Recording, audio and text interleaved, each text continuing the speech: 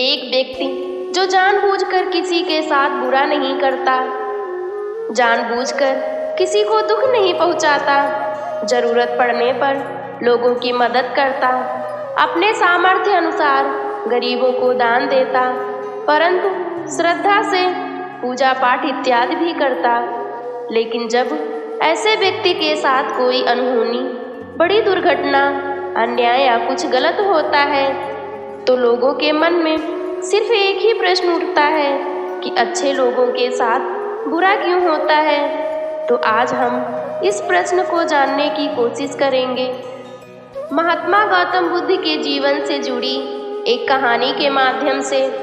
गौतम बुद्ध के समय में एक अनुयायी हुआ था, महाकाल उसका नाम था। महाकाल सच में बहुत अच्छा और धार्मिक व्यक्ति था।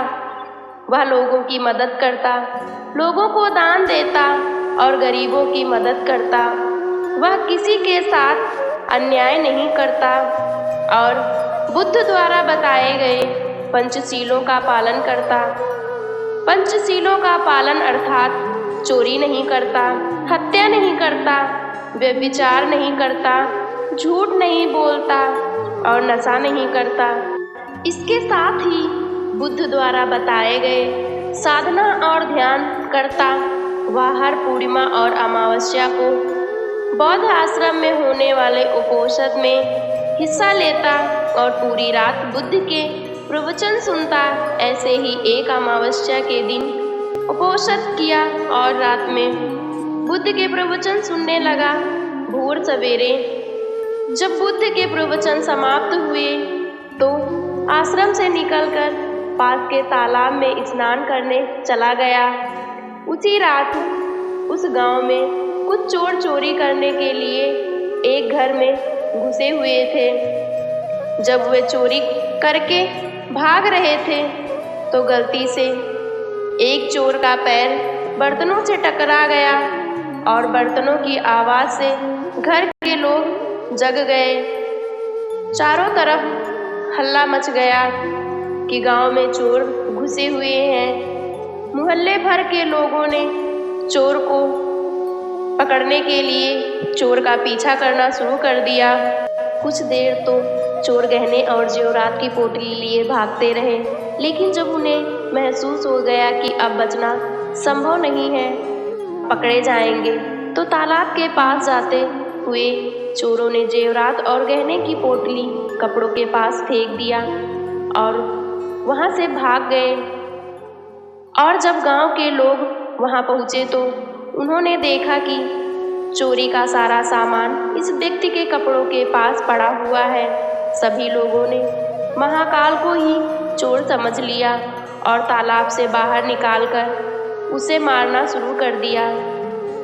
वो कहता रहा कि मैं चोर नहीं हूँ, मैं तो रात भर प्रवचन सुनकर आया हूँ और यहाँ सिर्फ स्नान कर रहा था। मुझे नहीं पता कि ये चोरी का सामान यहाँ कैसे आया। लेकिन भीड़ ने उसकी एक ना सुनी और कहते हुए उसे मारने लगे कि चोरी करने के बाद अब नाटक कर रहा है।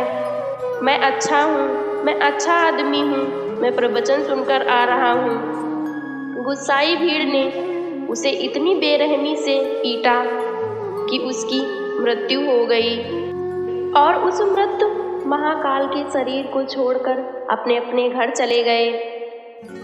सुबह जब आश्रम के कुछ शिष्य तालाब में पानी लेने आए तो उन्होंने मृत महाकाल के शरीर को तालाब के पास पड़ा देखा। पूछने पर पता चला कि चोरी के आरोप में लोगों ने महाकाल को पीट पीट कर मार दिया।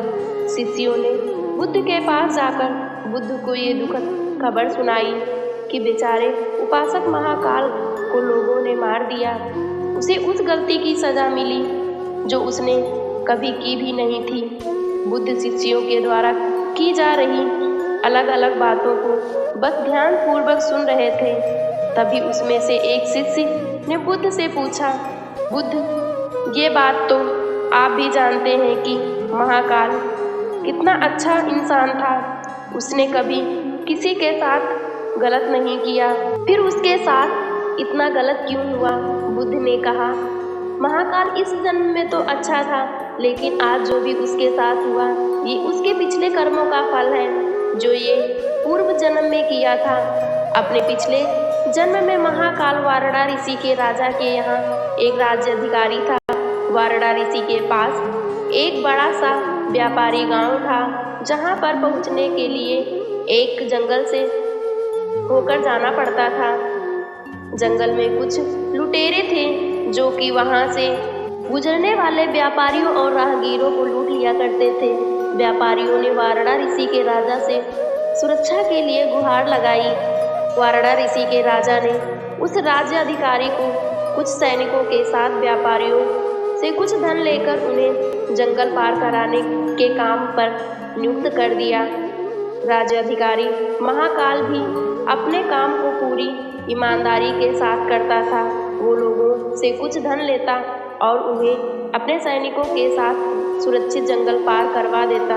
एक पति पत्नी का जोड़ा छोटी सी बैलगाड़ी में बैठकर राजाधिकारी के पास आता है और उन्हें धन के बदले उन्हें सुरक्षित जंगल पार करवाने को कहता है, लेकिन राज्याधिकारी ये कहकर उन्हें मना कर देता है कि वो अभी रात होने वाली है, इसलिए वो उनकी और अपने सैनिकों की जान खतरे में नहीं डाल सकता। उन्हें जंगल पार करने के लिए सुबह का इंतजार करना पड़ेगा। वो पति पत्नी बहुत आग्रह करते रहते हैं कि अभी रात होने में बहुत समय है, वो उन्हें जंगल पार करवा दे, लेकिन राज्याधिकारी नहीं मानता और उन्हें सलाह देता है कि वो रात भर यहीं रुकें। उनके रहने और खाने का प्रबंध वह खुद करेगा। पति पत्नी को मजबूरन उस राज्याधिकारी की बात माननी पड़ती है। असल में उस राहगीर की पत्नी बहुत सुंदर थी, जिसे देखकर राज्याधिकारी उस पर मोहित हो गया था। उस पर काम वासना हावी हो गई थी। जब व्यक्ति पर काम वासना हावी हो जाती है तो उसे सही और गलत कुछ नहीं समझ में आता। वह आसक्ति की आग में जलकर अंधा हो जाता है और यही उस राज्याधिकारी के साथ हुआ। उसने उन दोनों पति पत्नी के रहने और खाने की व्यवस्था कर दी, लेकिन साथ ही वह उसकी पत्नी को पाने की तरकीबें सोचने लगा। उसे एक तरीका सूझा। उसके पास एक बड़ा सा हीरा था। उसने उस हीरे को रात में चुपके से उस आदमी के बैलगाड़ी के पास रखे हुए सामान में छुपा कर रख दिया और सुबह होते ही हल्ला मचाने लगा कि उसका कीमती हीरा किसी ने चोरी कर लिया है। उसने अपने सैनिकों को आदेश दिया, हर व्यक्ति के सामान की तलाशी लेने के बाद ही उन्हें बाहर निकलने दिया जाएगा। साजिश अनुसार सैनिक उस पति पत्नी के बैलगाड़ी के सामान में छिपा हीरा निकालकर राज्याधिकारी को देते हैं। राज्याधिकारी ये कहकर उस व्यक्ति को पीटने लगता है कि मैंने तेरे रहने और खाने की व्यवस्था की और तूने ही मेरे साथ गद्दारी की। उसके साथ उसके सैनिक भी उसे पीटने लगते हैं और पीटते पीटते उस व्यक्ति की मृत्यु हो जाती है। बाद में राज्याधिकारी ने अपने रुतबे और दौलत के दम पर उस स्त्री को अपनी पत्नी बना लिया, क्योंकि पिछले जन्म में महाकाल ने सिर्फ उस स्त्री को प्राप्त करने के लिए उसके पति पर झूठा आरोप लगाकर उसकी मृत्यु करवा देता है।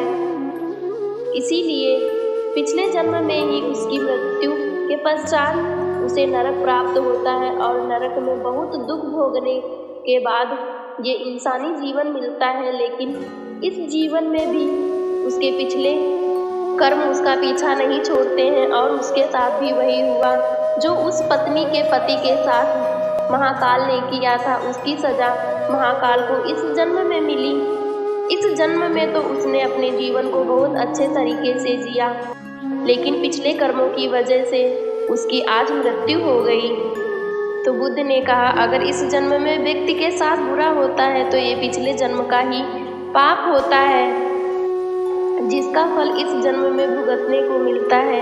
इसीलिए मैं कहता हूँ, अपने आज के कर्मों को सुधारिए।